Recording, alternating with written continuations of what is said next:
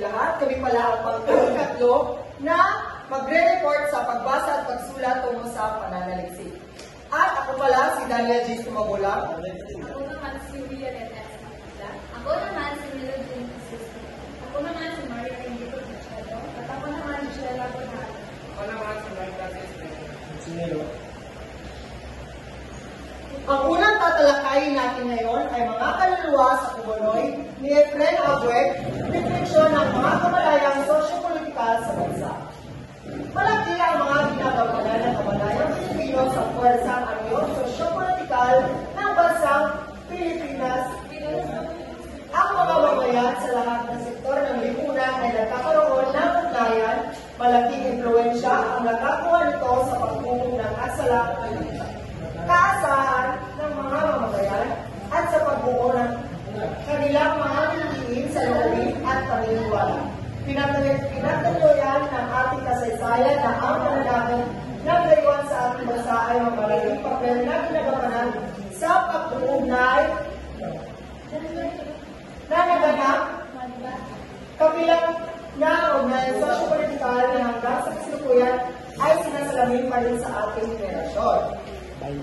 So, ang kwento ng mga kaluluwa ng Kumonoy na nagpapakita kung ano na ang epektuhan ng mga problema sa lipunan at gobyerno ng ating buhay sa mga tao. So, ipinakita ng nobela na ginawa ni Efren Abuet na ang mga Pilipino ay may damdamin at kaisipan na naapektuhan ng kasaysayan, lalo na ang noong tayo ay sinakop ng mga dayuhan. Dahil dito, nagbago rin ang pag-isip at ugali ng mga tao. So, noong pananakop ng mga dayuhan sa atin ay nagbago rin ang mga pag-isip at ugali ng mga tao dito sa Pilipinas. At sa pag-aaral na sinagawa, ginawang instrumento ang nobela ng kilalang manunulat upang maisiwalat ang refleksyong sosyo-politikal ng bansa. Sa pamamagitan ng sinakop ng mga dayuhan. Dahil dito, nagbago rin ang pag-isip at ugali ng mga tao. So, noong pananakop ng mga dayuhan sa atin ay nagbago rin ang mga pag-isip at ugali ng mga tao dito sa Pilipinas. At sa pag-aaral na sinagawa, ginawang instrumento ang nobela ng kilalang manunulat upang maisiwalat ang refleksyong sosyo-politikal ng bansa. Sa pamamagitan ng nobelang ginamit sa pag-aaral, uusbong ang isang kamalayan na hindi natin nababati at ito ay dahil sa pagkakaroon natin ng ibang pagkamalay sa ating pamilihan, na habang lumalaon ang ating pag-aaral ay hindi na natin alintana.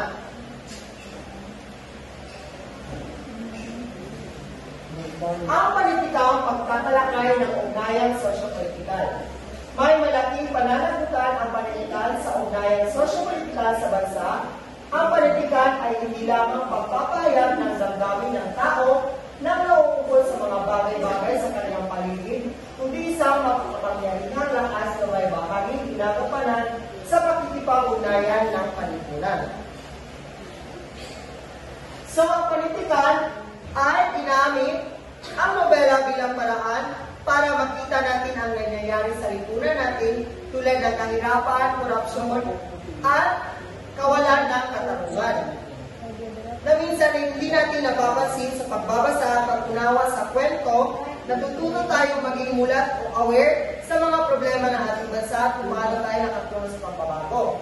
So, ang nobela ay ginamit natin upang maghubog ang ating kaisipan at mga nangyayari sa ating bansa tulad ng kahirapan at korupsyon.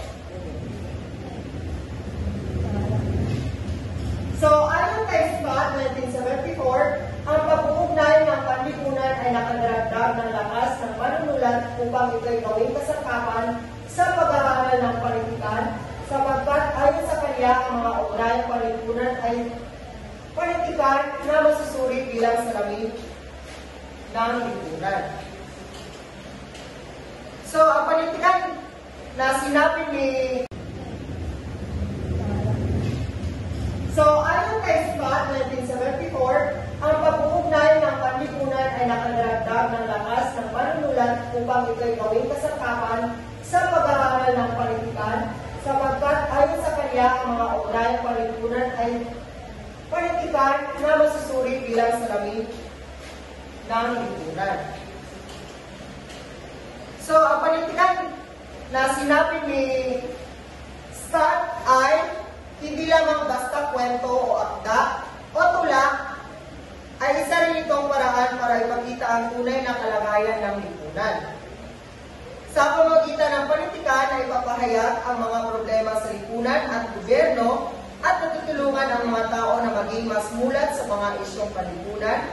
Ibig sabihin may papel at ang politikan sa pagbabago at pag-unlad ng ating bayan.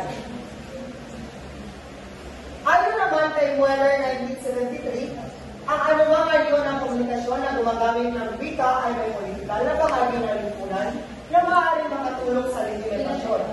Pagbabago at pagpapatatag ng sistema, maaari rin itong gamitin bilang instrumento ng legitimasyon, pagbabago sa pagpapatag ng sistema bilang instrumento ng legitimasyon sa paglalangkad ng pagpuna sa pagbabago ng pamalian sa estruktura ng lipunan. So, Pahayag ay nagsasabing malaki ang papel ng manunulat sa lipunan dahil ito ay nagbibigay ng unawa, pagsusuri at pagpuna sa isyong panlipunan at pampolitika. Ipinapakita rito na hindi lamang basta gumagawa ng akda ang manunulat kundi aktibong nakikilahok sa mga isyong kinakaharap ng bayan sa pamamagitan ng kanyang mga sulatin. Masasabing sa puntong ito, malaki ang ginagampanan ng mga manunulat sapagkat ang mga manunulat ang kasangkot sa pagpunawa sa pagsusuri at pagpuna sa isyong sosyo-politikal sa bansa na nasasalamin sa pakikisangkot ng isang manunulat sa kawin ng mga pangyayari sa mga sinusulat. So, ang nasasalamin sa pakikisangkot ng isang manunulat sa kawin ng mga pangyayari sa mga sinusulat. So, ang mga manunulat ay may malaking nagagampanan sapagkat sila ay nagsasangkot ng pag-unawa at pagsusuri sa socio-political sa ating bansa.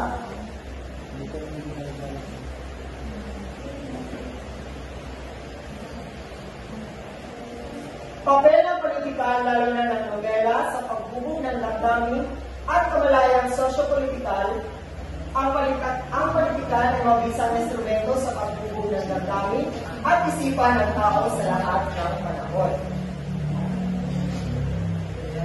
So sa papel ng nobela ayon kay Catherine Abuet ay malawak ang saklaw nito tulad ng kasaysayan o Biblia. Hindi ito limitado tulad ng nula o talang buhay, kaya ang estilo at malaya ang pagpapahayag at kaya magtala o magtimbang at humusga sa mga pangyayari sa lipunan. So, sa pahayag ni Catherine Abuet tungkol sa nobela ay nagpapakita ng kahalagaan nito sa pagbubog ng damdamin at kamalayan sa sosyo-politikal. So, ang unang sinabi ni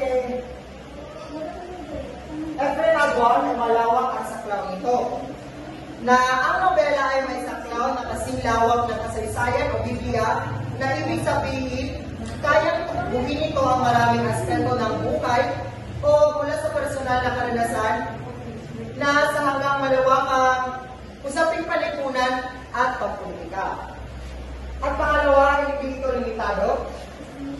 Ipinapakita rin na ang anyo ng nobela ay hindi katulad ng tula o talambuhay na nakapirmi sa isang estruktura. Dahil dito, binibigyan dito ang manunulat ng kalayaan na ilahad ang mga isipan at damdamin ng mas malalim at mas malaya. At pangatlo naman ay payak ang estilo at malaya ang pagpapahayag. Ang pagiging payak at malaya sa pamaraan mga usaping palipunan at pagpolitika. At pangalawa, hindi ito limitado. makikita rin na ang anyo ng nobela ay hindi katulad ng tula o talambuhay na nakapirmi sa isang estruktura. Dahil dito ang manunulat ng kalayaan na ilahad ang mga kaisipan at damdamin ng mas malalim at mas malaya. At pangatlo naman ay payak ang estilo at malaya ang pagpapahayag. Ang pagiging payak at malaya sa pamaraan ng pagsulat sa nobela ay nagiging susi sa malinaw na paghatid ng mensahe. Ang simpleng estilo ay nakatutulong para mas madaling maintindihan at tanggapin ng magbabasa ang mga ideya at pangyayari sa lipunan. At panghuli ay kayang magdala at magtibang at humusga sa mga pangyayari sa lipunan. So, ang nobela ay hindi lamang pampanitikan kundi isang instrumento sa pagturo ng isang isipan at damdamin ng tao kung saan ay papakita at na bibigyan din ang mga pangyayaring may kinalaman sa sosyo-politikal at kalagayan ng bansa.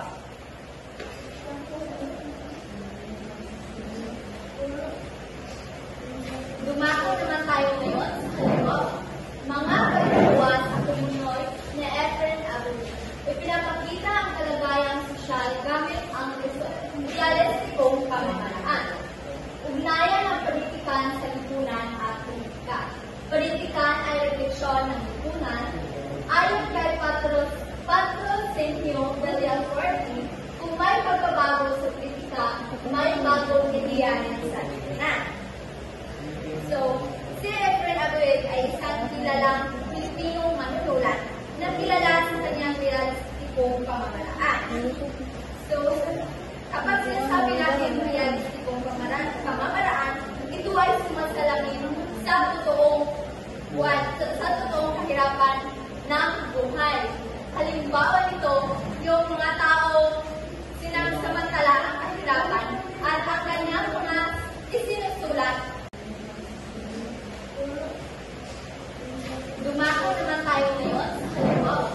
Mga kaluluwa sa Pinoy na Efren Avenue. Ipinapakita ang kalagayang sosyal gamit ang realistikong pamamaraan. Ugnayan ng politikan sa lipunan at politika. Politikan ay refleksyon ng lipunan. Ayon kay Patro Sentio Daniel Forti, kung may pagbabago sa politika, may bagong ideya sa lipunan. So, si Efren Abueg ay isang kilalang Pilipinong manunulat na kilala sa kanyang realistikong pamamaraan. So, kapag sinasabi natin realistikong pamamaraan, ito ay sumasalamin sa totoong kahirapan ng buhay. Halimbawa nito, yung mga tao sinamsamantala ang kahirapan at ang kanyang mga isinusulat ay hango ito sa mga taong walang boses na magsiwalat kung ano ang mga dahilan ng kanilang kahirapan. Paglalarawan ng katotohanan sa lipunan. Ang mga kwento niya ay sumasalamin sa tunay na kalagayan ng lipunan, kabilang ang kahirapan, kawalang katanungan, at mga suliraning panlipunan. Ang halimbawa sa kanyang nobela ay ang Dilim sa Umaga. Nilalarawan niya ang mga hamon na pinakaharap ng manggagawa at ang kanilang pagkikibaka sa gitna ng mga pagsulong. Pagtutol sa eskapistang panitikan.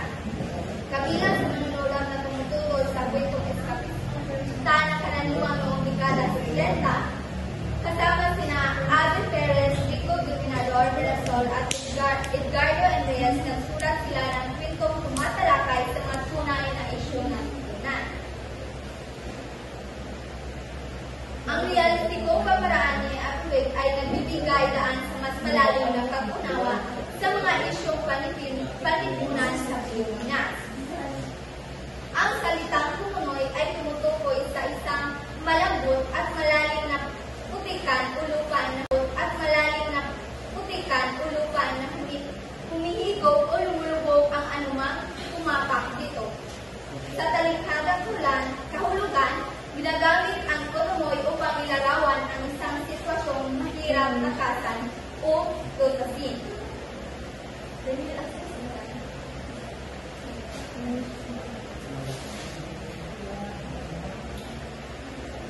Dumako naman tayo sa susunod.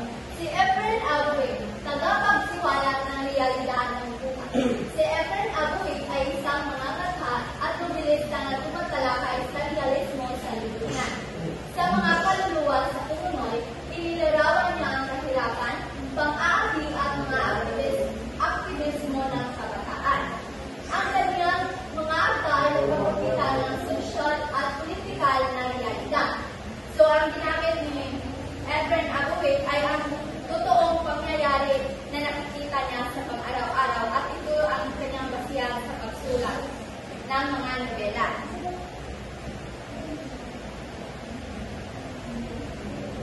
Ang kanyang mga kata ay nagsisiwalat ng Pumunoy na lumulupok sa bawat isa, ganun din sa kanyang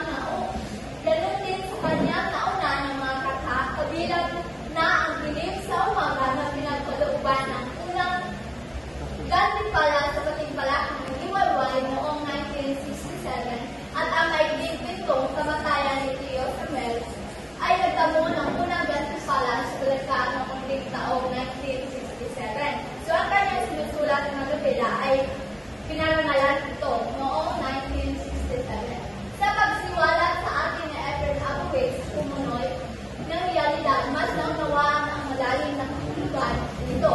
Malaki ang ginagampanan ng kanyang mga akda, pagkukunan at sigig tagapagsiwalat ng isang Pumunoy sa mga pangit na katotohanan ng ating lipunan.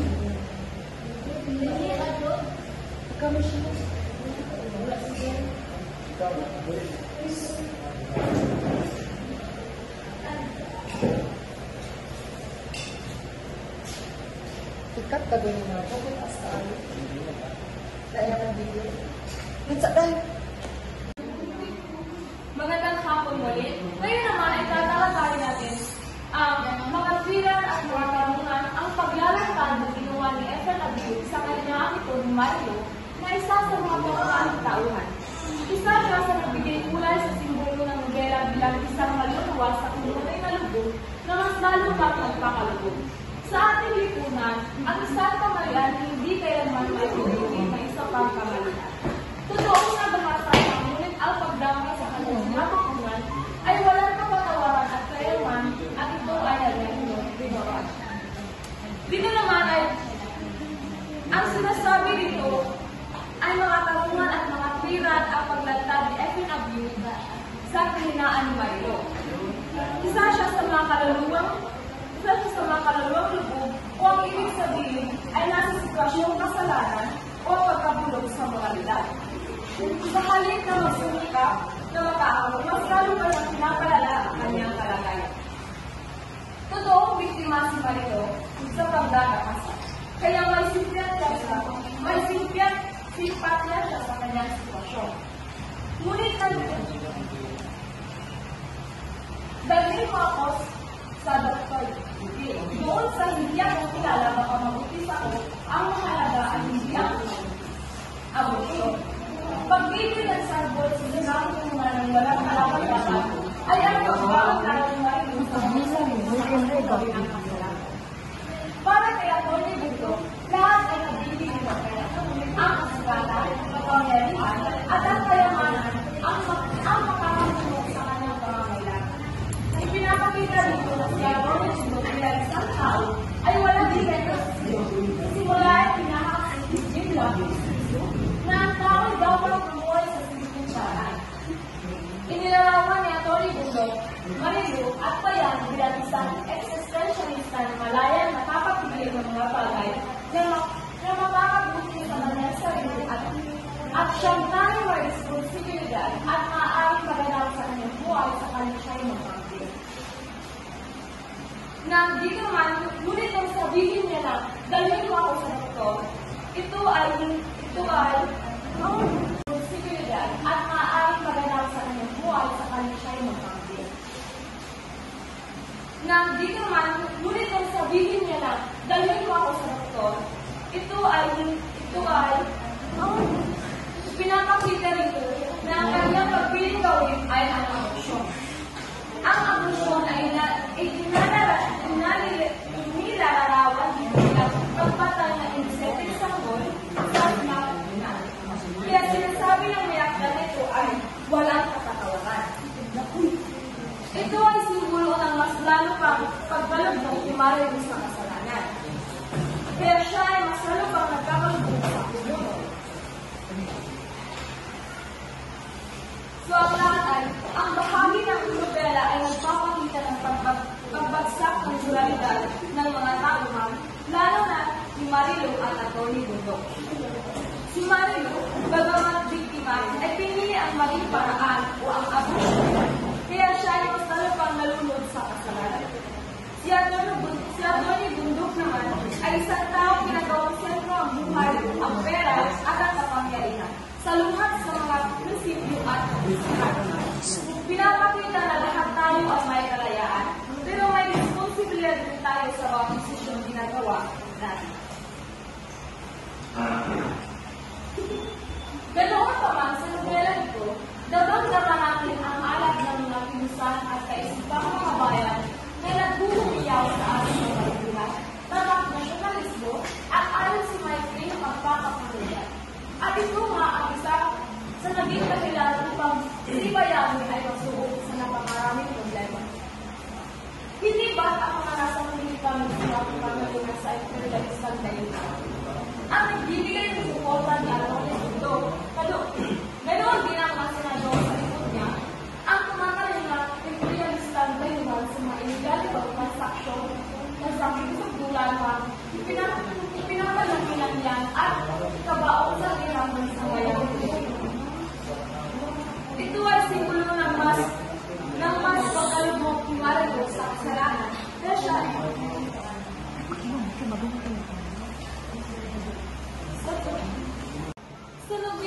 sa nobelang mga kaluluwas na tumutos, makikita ang malakas sa damdamin ng mga bayan. Ipinapakita rito ng tunay na pagmamahal sa bayan ay nangangahulugan ng tapang at panindigan. Tulad na ipinapakita ni Bayani, kahit siya ay mismo maraming problema, isang malaking suliranin, ang kwento at ang kritiko ng kapatid ng madayuhang gustong pagsamantala ng Pilipinas. Sa halip na tulungan ang mamamayan, sila pa ang sumusuporta sa mga iligal na gawain ng mga ito. Ipinapakita ng nobela na ito na ang korupsyon, ang pamahalaan at ang pagsasabwatan sa mga politiko sa mga dalihang mapagsamantala sa isa sa ugat ng kahirapan at kasamaan sa lipunan. Sa kabila nito, ang mga karakter gaya ni Bayani na piniling panindigan para sa bayan, kahit kapalit ito ay ang personal na kahirapan o kapangakapan.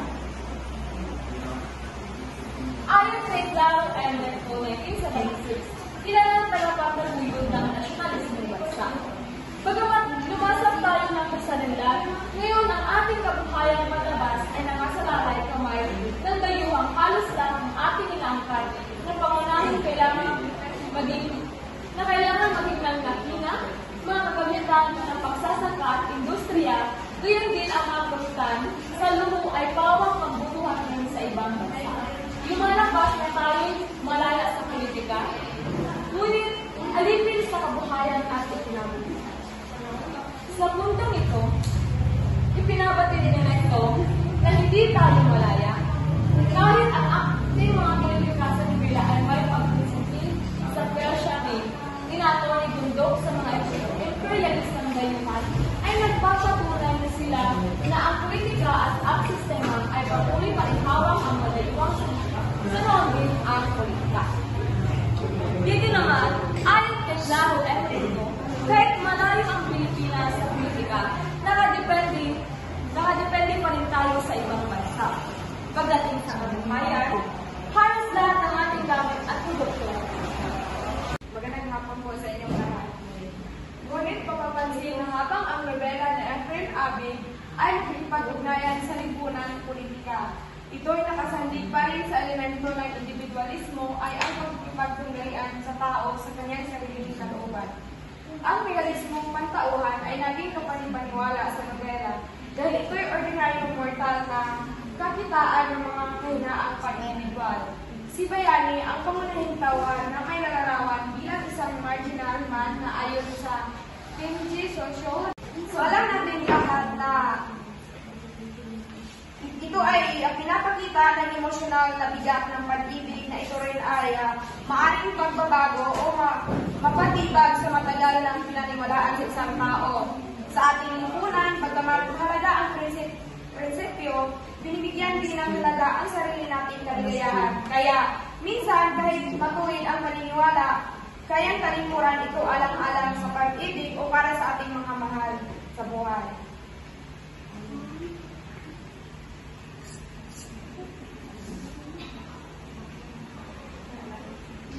Sa Latin, luho at karangyaan, lason sa puso't kamdani ng isang nagmamahal.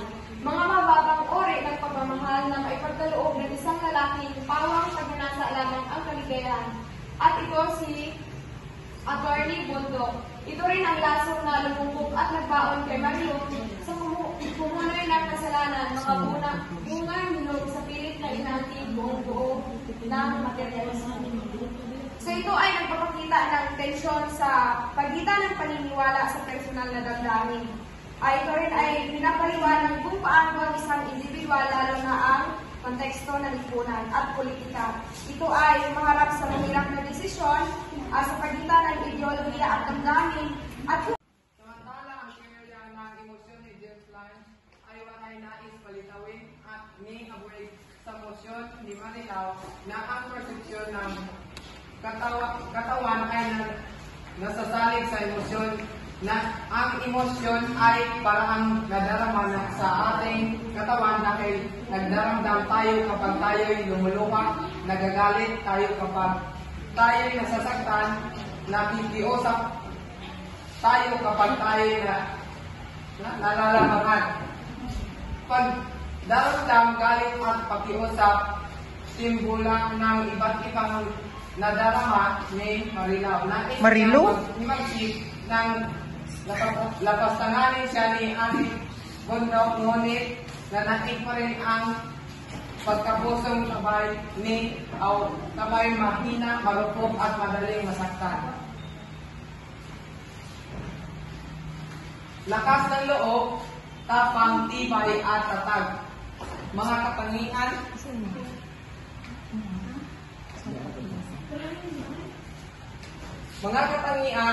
di dapat hanapin sa isang babae, lalo na sa panahong siya ay nagdadalamati sa pagkawala puri na matagal niyang iniingatan at handog sana sa taong pinakamamahal. Ngunit ang pinagsama-samang galit at sakit ang nagsisilbing lingas sa isang tao upang taglayin ang katangian ito. Sa taong anino ng kawalang pag-asa, ang siya ay maghasa, ipinakita ang kanyang mga kamaan, ngunit ito rin ang nagsilbing sangga niya upang patuloy na lumaban yung nga lang sa mga hakbang na nais isagawa niya at patuloy siyang nalulumok sa tumuloy.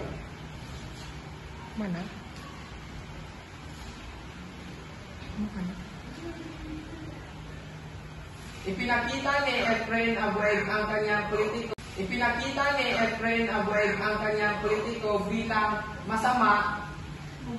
Inilantad niya ang mga kabulukan na di amang o ordinaryong politiko, kundi mga pangunahing pinunong na sa redaksyon ng kapangyarihan, ang mga senador na binanggit ni Ate Bundok, at patunay na sa sistema ng politika ay may maraming kabulukan at mga senador ay sa mga may pinakamataas na posisyon sa ating bansa bilang isa sa mga leader nito. Ipinakita ng kwento ang mga sistema ng mga matingala pa nating leader, ngunit lahat ba ng leader ay masama? Hindi sapagkat bayani ay isang leader na nakipaglaban sa karapatan may mga pagkakataon na pwede siyang kumita ng malaki, ngunit tumanggi siya sa alok ng mga senador, kundi ni Ate Bundok sapagkat mayroon daw siyang prinsipyo.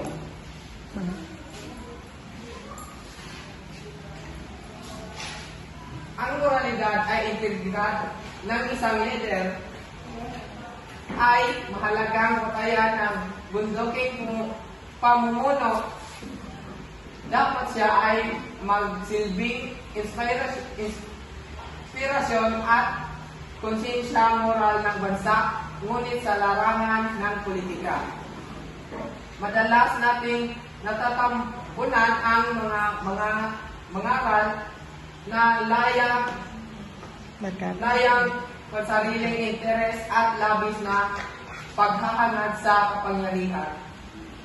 Tulad na ipinakita sa kaso ni Ate Bundok, handa siyang gumawa ng anumang hakbang kabilang ang panunuhol, pag-abuso at katiwalian upang makamit ang kanyang ambisyon. Sa kabilang ng mga pahayag ng mga kanila. At integridad ay mahalagang katangian ng isang leader, ngunit sa mundo ng politika tulad ng kaso ni Atty. Bundok, madalas itong natatabunan ng pansariling interes, katiwalian at pang-abuso sa kapangyarihan. Sa kabila ng paalala ng mga personalidad tulad ni Celso E.I. Carunungan at dating Pangulong Marcos, patuloy ang pagbagsak ng moralidad sa lipunan. Si Atty. Bundok ay larawan ng leader na ginagamit ang kapangyarihan sa pansariling layunin, isang huwaran ang pagkasira ng prinsipyo at tiwala ng bayan. Ang moralidad, ang pagbuwag sa gusto ng kabutang, isa ng sakay, isog dini ang pagsunod sa mga baruganan sa maayo o sa dautan.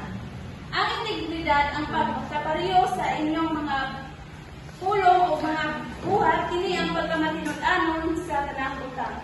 Si Atty. Bundok ay isang tauhan sa nobelang Mga Kaluluwa sa Punoy na Efren Abuy. Siya ang inilarawan bilang isang leader na hindi tapat sa ginagamit ng kanyang kapangyarihan para sa pansariling interes at kanyang karakter ay nagsisilbing simbolo ng mga problema sa moralidad at integridad sa politika na nagpapakita kung paano ang mga taong nasa kapangyarihan ay minsan naliligaw ng landas sa kanilang mga tungkulin. Ipinakita sa nobela ang papel ng panaginip bilang takas mula sa mapait na realidad at simbolo ng paghimagsik tulad ng panaginip ni Marilo tungkol sa rally sa Plaza Miranda. Ang kanyang pagdidesisyong isiwalat ang kasamaan ni Atty. Bundok ay naging bunga ng pagsisisi at pagnanais na mangalaya sa pagkakasangkot sa kasalanan. Ngunit sa huli, nanait ang madilim na kapalaran na pagtanto ni Marilo na ang kanyang kasaganaan ay ilusyon lamang. Ang nobela ay nagsisiwalat ng mapait at nakatotohanan tungkol sa diskriminasyon, katiwalian at sosyo-politikal na kabulukan na patuloy na umiiral sa ating lipunan. Ang panaginip ni Marilo ay tungkol sa isang rally. Ito ay simbolo ng kanyang pagnanais na labanan ang kasamaan. Nagsisi siya dahil ang nobela ay nagsisiwalat ng mapait at nakatotohanan tungkol sa diskriminasyon, katiwalian at sosyo-politikal na kabulukan na patuloy na umiiral sa ating lipunan. Ang panaginip ni Marilo ay tungkol sa isang rally. Ito ay simbolo ng kanyang pagnanais na labanan ang kasamaan. Nagsisi siya dahil naging bahagi siya ng kasamaan. Kaya gusto niyang magbago pero mahirap pala. Sa unay, napagtanto niya na ang kanyang pag-asa ay parang ilusyon o panaginip lamang. Sa nobelang Mga Kaluluwa sa Kumunoy na isinulat ni Efren Abueng, magkikita ang malalim na refleksyon sa kamalayang sosyo-politikal sa Pilipinas. Ito ay nagsilbing salamin sa lipunan na naglalahad ng iba't ibang isyu, kabilang dito ang korupsyon. Ang kamalayang sosyo-politikal ay mahalaga upang makamit ang tunay na pagbabago ng lipunan dahil ito ay may mas mahalagang papel sa paghubog at pagbibigay ng boses sa mga marginalized.